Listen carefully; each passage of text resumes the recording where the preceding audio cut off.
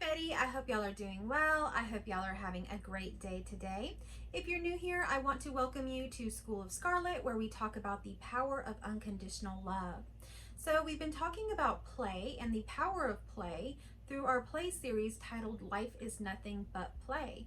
And there's a few videos prior to this one in that series. So if you'd like, you can go back and watch those now, or you can stick along and you can watch those after this video. It really doesn't matter what order you watch them in. The video previous to this one was around play and communication, but it will be a little bit different, so it doesn't really matter if you watch that one or this one first. But today we will be going along that thread and talking about communicating with yourself, your divine self, or your sacred self. So this is talking to yourself and how that works. Communication, you know, in the previous video was very dual, right? And this is going to feel kind of dual as well, but you're really communicating with yourself. And any communication that you're having with yourself is actually divine communication you're having. So I'm going to kind of share with you a process of journaling, and I'm going to introduce to you how I journal, when I started journaling, and just kind of share that whole process with you, and also how clients have used journals, you know, with me, and how that has played out for them, kind of giving you a little bit of a background about journaling today as well. So communication with ourselves happens in a lot of different ways, right? So we have thoughts that are constantly running through our minds and our brains, right? So our brain is getting these thoughts and we're getting these messages come through. And a lot of us for the longest time believe that those are our thoughts and that we are thinking those thoughts and that they are ours. Well, you know, as you get, you know, into the world, maybe you go see a counselor, a therapist, maybe you watch some YouTube videos, or, you know, you start learning a little bit more about the brain and mental health. You begin to learn that your thoughts are not you. Your thoughts are just happening. Okay, so that is what's just happening, is your thoughts. And a lot of people probably have thought, hey, that thought doesn't seem right, or why am I always thinking this? Or some people have stopped and even thought about their thoughts and thought, why is it that my brain or myself or my thoughts are always trying to sabotage me, always trying to say something bad or negative about a situation? And I've had clients tell me that. Why do I have this voice? I want to do good, I want to do this and that, but I have this voice and it's always telling me that it's not going to go good, that it's not going to work out, or that I need to do this or that. And so we examine that and work through it and figure out, hey, that's not your voice. That's just thoughts that are just happening like any other function of the body. It's a spontaneous thing that happens. And it's also something that could be very much intertwined with your conditioning, programming, the environment you grew up in, the household you grew up in, the teachers you had. So many different components play into the type of thoughts and the type of messages, and you know how negative or positive your thoughts may be. But generally for most humans, it's already thought that it's 80% negative or more for everybody, just in general. So that's very negative to have so many thoughts that are like 80% negative coming through. So when you have these thoughts coming through like that, and then you have the realization, or you understand that the thoughts are not yours, that's a sense of relief. But at the same time, you have to work with those thoughts on some level.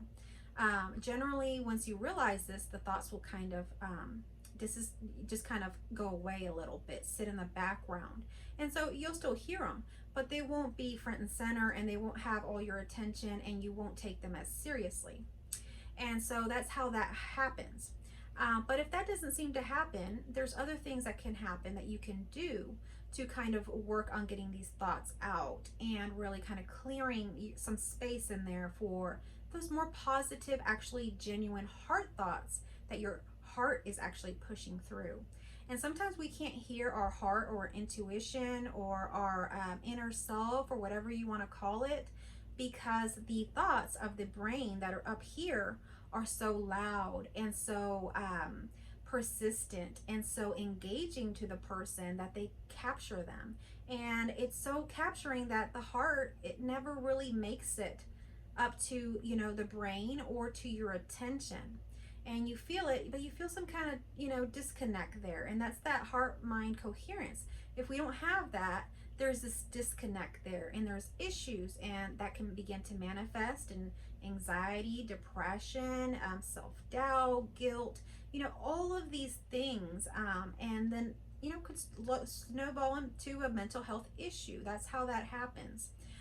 So when we want to work with our thoughts, we can work on them in a certain way that we can kind of communicate with ourselves and those thoughts, and it will seem kind of weird and dualistic, like you're talking to someone else.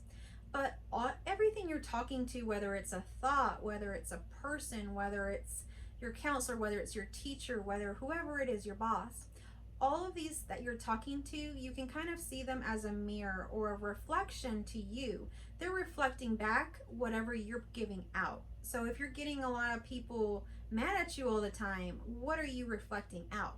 If you're getting a lot of love and you're like everybody wants to hug you and things like that, you must be reflecting a lot of love out, or some sort of peace, or something that other people want and need. Where the other, you're probably projecting or you're giving out something that others don't want. So, when we're doing all of this, we have to kind of see that anything outside of ourselves is really just a mirror, a reflection for what's happening internally, and everything happens from within. So if you want to change your exterior, you really do have to go within. So when you're noticing that your exterior is not so nice, then let's go in the interior. And one place to start, one easy place to start that everybody has, is thoughts. And so if we're going to communicate with our thoughts, one of the things that we can do, and one of the tools that we can use, is journaling. And so journaling is something that is very much used with self-help, mental health, anything that's working with the person, anything that's a holistic practice. We'll use journaling, we'll use writing, we'll use some sort of method of expression, written expression. Okay, so I've created a journal here, and I can show it to you here, but I'll go into the history of journaling for me in just a moment. But this is the journal that I've created, and it's called the School of Scarlet Journal.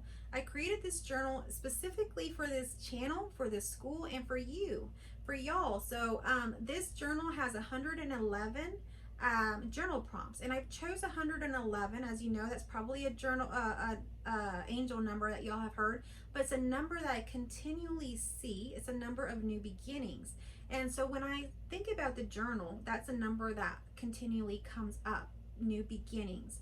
So this journal is intended to have new beginnings for you. It's intended to really not just be something that you write and jot in. It's something that's transformative. It's something that will begin to shift you. It's something that will begin to open up your thoughts and your mind in a way that will allow you to go into the heart, and will allow the heart to be kind of more of the speaker and more of, the one attention getter than the thoughts that have been the attention getters for so long. So this is meant to create a shift. This is not just a journal with blank pages. I have created each journal prompt in here. There's a journal prompt at the very top. And so it's a question, it's a prompt for you. And in there, in that question, it's meant to have your mind begin to open up in lots of different areas. These are questions that I have personally selected over the years, working with clients and picking questions that I've had to ask them in therapy, questions I've had to ask them to get them to open up.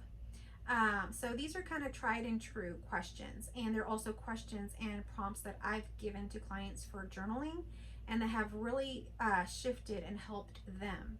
And they're also journaling prompts that I have personally used myself and find very helpful. So prior to this journal, or any journaling, I've always been a person that keeps a notebook. So I've always kept like a notebook that I jot in or do something in, and I generally would use it to write down ideas. So journaling is really good for different things. It's not just for mental health. It's not just for inner work. It can be to document things like your ideas, like if we're talking about things of the past. I remember my dad talking about his family and my great-great-grandparents having a farm. And my great-great-grandmother would keep like a journal or a book that she would write in, what days, some pigs were born, or, something happened. Maybe there was a cow that was born, or maybe, there was something in the weather. So she would document these things and keep all of these journals, throughout the years. And these really were helpful and informative and practical over time, to see patterns in the farm, to know what to anticipate, to see when things had happened. And so it becomes hard to keep up with so many memories and information. So writing things down is something that a lot of people, and a lot of very intelligent people, have found is useful to do. So for example, my brother, he runs a company, and he has a lot of work and things that he does. Over the years, he's worked in different things, but he maintains journals as well and saves them. So it's something that, people that are very professional, that have ideas that they may want to revisit, do. So it's just generally a good practice to have. So I've kept diaries and journals and things like that, but I've always kept a notebook that I keep my ideas in. And that's because, for one, I have a little bit of a bad memory, so I'll get ideas and I can completely forget them. So I found out over the years that it's important for me to write things down. So if I get an idea, I go write it down. If I have something come up that I need to write down, I jot it down. And now lately, since I had more of an awakening, a shift that has happening to me, I'm having a lot more, different insights coming through, and they're very, very specific, and they're very detailed. And a lot of times it's very hard to retain that information and then convey it or bring it out for anybody. So what I've done now is I begin to, if I have anything like this happening to me, a lot of times it happens when I'm taking a bath or I'm very relaxed, I like to keep a journal or a notebook or something near me.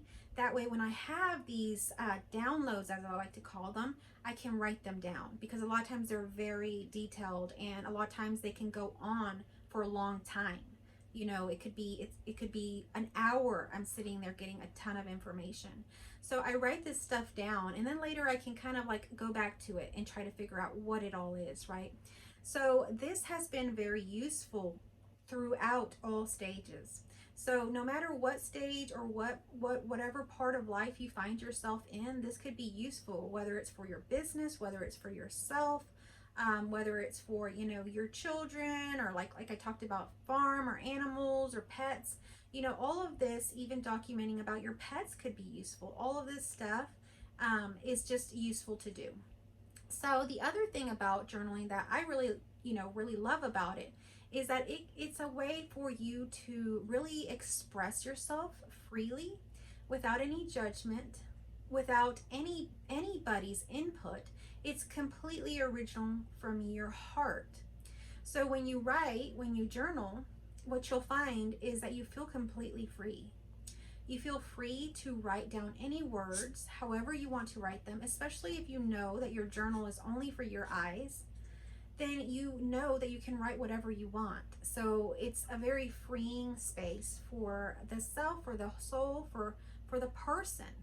And just to get this stuff out, because we have two sides of ourselves. We have the very human side of ourselves that carries a lot of emotions, that carries, a lot of human type stuff due to relationships and how that all plays out, and how life plays out. And journaling is very helpful for that human side of us.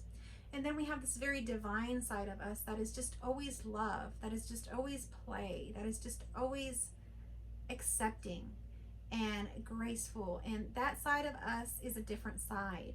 Journaling is more for the human side of us, and the human side of us needs some nurturing too.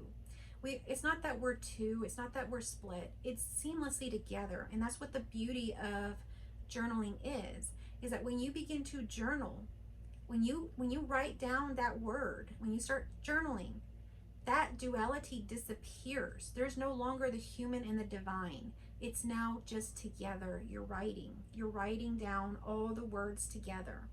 So your divine side merges with your human side, and you begin to write. You begin to write your truth. You begin to write what's in the heart, which is the divine, and what's in the head, which is the human. And it merges when you're writing. So you can know when you're writing in your journal that that is a divine communication. You're in seamless communication at that time. You don't have the, you know, the chatter of thinking, what is everybody going to think of me? You don't have, you know, all this stuff of, you know, it's all about other people, you know, worrying about other people. It's just you now, you, and if you wanted to call it God, it's just you and God in this journal. And so your truth will begin to come out in the journal, and you'll begin to be able to read that back to yourself at a later time if you want, and really begin to see yourself for what's really going on with those emotions, what's really happening in your human life. You know, how is this playing out? So it's a very beautiful experience, and that's journaling. But you know, I also like to write books. I've written a book about my twin flame journey, which is Love, Death, Nothing. And so writing is also a very freeing and open place to let out your emotions in a very artistic way, in a way that you can just let it out. And if it's beauty, write it beautifully. You know, if it's horror, write it horror, you know, in a really horror kind of way, in a really grunge kind of way. You know, so writing, you can get out emotions, you can let out love. It's a beautiful space to just release, you know, release your true divine, you know, feelings, ideas, whatever it is, into paper. You know, maybe they're your actual experiences that you've been through, like my book. You know, you're going to write from your heart whatever it is your heart's wanting to speak. So when we write, it's actually our heart speaking. It's really beautiful. So I love writing. I love, you know, reading things. I especially love poetry and reading and listening to like music and reading all the little lyrics. Like every time I listen to music, I love to read the lyrics because it's just so beautiful that someone wrote that. And the more that you've shifted, you know, more to this no self state, the more that you understand all these lyrics and all this music and all these poems and all this literature, it all makes sense because all has been written from the heart. So if you've shifted to a non-dual state, I bet y'all can agree that you can probably relate to almost every movie out there, every book, all this stuff. It just all makes sense now because it was all coming from the heart when it was originally created. So when you're writing these things, they're all coming from the heart. Okay. Yes, there's some artificially created things out there, but in general, most things are very beautifully written. So anyhow, that's a little bit about writing as well. You know, writing can be very therapeutic. You don't have to have a journal that has journal prompts on the top. For the most part, as a matter of fact, here's my journal. My journal is just, I just get notebooks from the store. This one just comes from like the dollar store. And I just use, you know, just use the pages and just write in there. I write, you know, all kinds of stuff. My journals now don't have a whole lot of organization to them, really. I have spaces where I write notes or ideas, and then I have spaces where I write questions to myself. So like on one of them here that I'm looking at, it's, you know, it was that I was feeling tired. So this is a good place to kind of explore with yourself. It doesn't matter what's happened to you. It doesn't matter if you don't feel that you have a self anymore. You can still write. You can still examine things that are happening. So for example, this one has that I was tired. That's all it says, tired. And so I examined that by writing about when I felt tired. So I wrote about when I felt tired that day, or when I felt tired the next day, or whatever. So I wrote about that and what was going on, what did I eat? So then I can go back and read that and see if there's any connections, any patterns of what could be making me tired.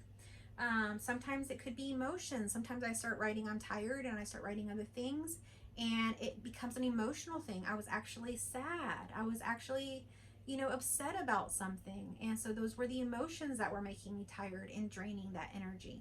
So the journal is a place for you to reflect upon what's happened, you know, that day, that week, that year, whatever. Some people write in their journals, you know, a couple times a month. Maybe they just write once a year what happened, or they write every day on a daily basis. The best thing is to probably do it on a daily basis because it is very therapeutic. It's almost like meditating. It's almost like exercising, and it takes very little time. I mean, you could take as much time as you want, but in general, for me, it takes very little time. And, you just go on with your day. It's just something that makes you feel good when you're done doing it. And it also helps you to uncover anything, like I say, any patterns that aren't working for you. If they're emotions, for example, if I start writing about something, I had an argument with a friend.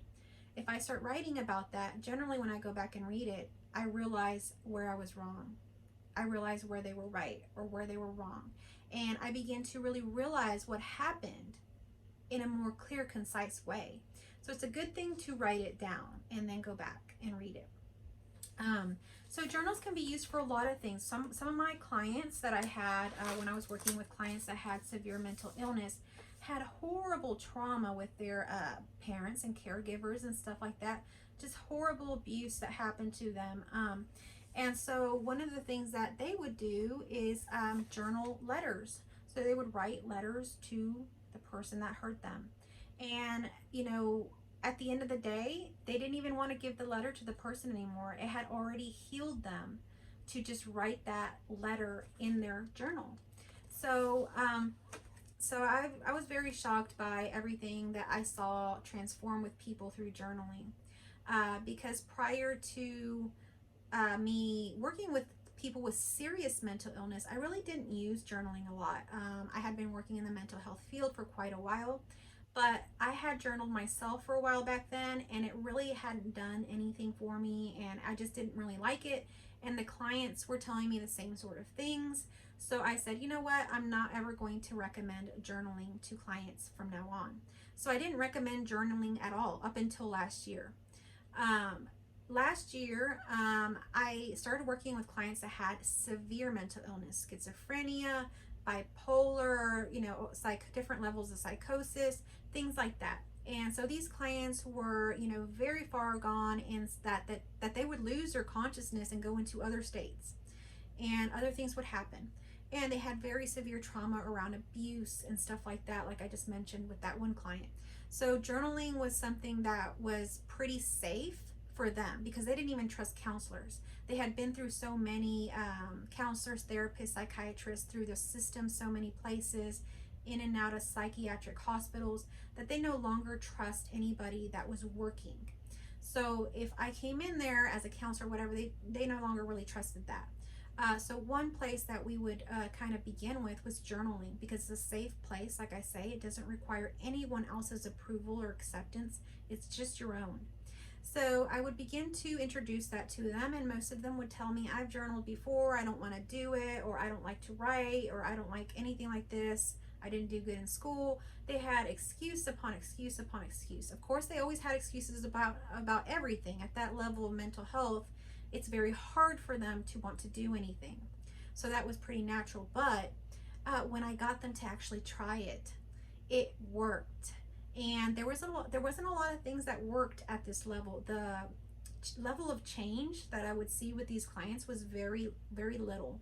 And it was a little frustrating to me because I was used to like full transformations, like people's lives changing completely from the other places and types of therapy that I was doing. So this was very different. I wasn't hardly seeing any changes, and it was really discouraging, really. And then the journal, and they began to change, and things began to happen, and I didn't read their journals. Their journals were their own, but they were doing their own work, and it was working. The only thing I was doing was providing journal prompts and checking in with them, and going through whatever was going on at the time and stuff like that. And so I was just providing these journal prompts, and the change I saw was amazing. So I would begin to see things with people change, where they were waking up, and even their own psychiatrist would come to me later and be like, such and such came in and they said, they have had all these changes. That's amazing. The psychiatrist had been there a lot longer, and we've been seeing this client for so many years, we haven't seen this. And so they would begin to see these changes with him, which was really encouraging at that point. And I was like, wow, journaling. And so, I had been through so much too myself with the shift and everything that had been going on. So I thought, I'm going to pick up a journal and journal myself. So I started journaling again, but journaling not just like the notes and stuff like I had been doing, but actually doing the journal prompts that I was recommending that others do. And it really began to open up so much more for me. Even though a lot has fallen away for me after my non-dual shift, I would have said everything had fallen away from me. I didn't realize, but through journaling, that there was still some sticky spaces, and sticky stuff that would come up, and it was emotions and things around worthiness and stuff like that. So I would write down, whatever it was that happened. I felt, anxiety, because I never really felt anxiety after the shift. It just doesn't happen anymore. It doesn't seem to be able to happen. But I have had it about twice. And so those times that it happened was very unusual to me. So I went and wrote it down, what happened, and I began to examine it later on, go back and read what I wrote. And I saw that the whole theme was that I was feeling unworthy in that situation, and that's why the anxiety arose. But I didn't know that at the time until after I journaled and after I went back and read it. So I had to have all those other levels of reflection to be able to have even known why I was experiencing anxiety. Well, some people might care why they're experiencing anxiety, some people might not. So this might not matter to you, but for me, it's helpful for me to know that it was because I didn't feel worthy. Because I know after the shift and everything like that, that I am worthy. I am love, I am everything. There is no reason I should feel unworthy. So being out of balance with unworthy, by feeling unworthiness when I am worthy, it just didn't go. So anxiety, that energy was there. So it's just good to see that. Also, it's good to see in your journaling to go back and read your journals from the past. So I don't have so many journals that I can go back and read, but I go back and read some journals that I had, or I might find like an old planner or an old notebook that I had, and I'll go back and read it or look through it, and I'll look through it and I'll see some of the questions, some of the things I journaled about, and I'll be quite surprised. I'll say, wow, I sure have grown a lot. A lot has changed since then. Or wow, I really thought that this was like the worst thing ever. I really thought that, nothing good was going to happen after this. And look at everything that has happened. So it also helps you to really understand and reflect on life itself and understand how life happens. Sometimes we don't reflect enough on what is happening throughout our lives, that we become very fearful of things. But everything's always working out. Everything's always growing. Everything's always going to work out. So that is what life really teaches us, and life is always changing and stuff like that. It's always going to change. But it's nothing to be fearful of, because if we look back on our journals to where we are now, we've always been safe, we've always been loved, and we've always been enough. And it's just in these small moments where we dissociate into our programming of all kinds of things that we feel that we aren't, and then anxiety arises or whatever. But this is good if we go back and write it down in our journal so that we can identify when these things happen or why they happen, so that they don't reoccur. Because now we've realized we are worthy, so this thing will not happen again. Or maybe it will, but you'll just keep doing this process and you'll keep learning and reinforcing what you truly are. So this is just a helpful practice to have in your pocket. I would suggest on a daily basis to just speak from your heart through writing, through journaling, to let it all out in that way. And you'll feel so much better for it. And your creative juices will begin to flow as well, because in writing, you begin to think, to like imagine. Your creativity will spark. If you haven't felt very creative, start journaling. It'll open up all of that creativity for you, and all of those creative juices will start flowing again for you. So that's all that's needed, is just some open space for your heart and your mind to merge and write just naturally as it wants to, without anybody doing this, without it with it just happening, pouring out onto this paper for you to later go back and read. It's a very beautiful thing. And so I really call this like a divine sort of communication that you can have with yourself to really get to know your authentic self. If you've ever felt that you don't know who you authentically are, or you don't know what you authentically want or need or anything about yourself, then I would really recommend the journaling practice. And specifically, this journal, because this journal has the prompts in it. It has 111 journal prompts that are going to ask you all of these questions to really open you up, to really get you thinking about yourself, your authentic self, your heart, and what your heart really truly wants for itself, and get your brain, your mind in coherence with it, and so that it can do what it needs to do.